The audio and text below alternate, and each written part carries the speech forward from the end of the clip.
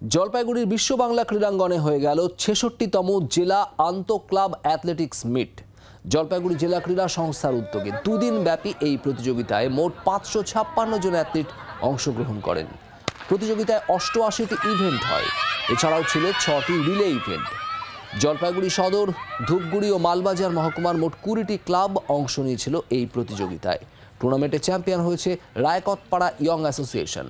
আগামী দিনে জলপাইগুড়ি থেকে ভালো মানের অ্যাথলিট বেরোবে বলেই আশাবাদী সবাই।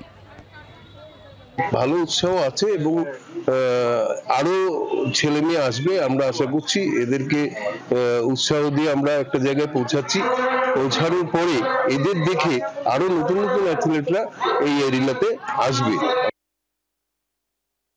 আমাদেরকে সাপোর্ট দিচ্ছে হচ্ছে সাই স্পোর্টস অথরিটি অফ ইন্ডিয়া, এবং এখানে যে রুল অনুযায়ী হচ্ছে আর কি, সেটা হচ্ছে ন্যাশনাল মডেল, যেটা আমাদের রুল আছে সেই রুল অনুযায়ী এখানে হচ্ছে, এবং আমাদের রাজ্য স্তরে যে নিয়ম আছে সেই হিসাবেই আমরা এটা পরিচালনা করছি।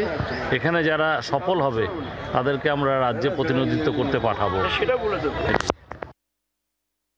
আমরা এই যে মিটটা হয়ে গেছে তাতে 2025-এ যে রাজ্য অ্যাথলেটিক্স প্রতিযোগিতা হবে, সেই রাজ্য অ্যাথলেটিক্স প্রতিযোগিতার জন্য যে সিলেকশন, এখান থেকেই আমরা সিলেকশন করব।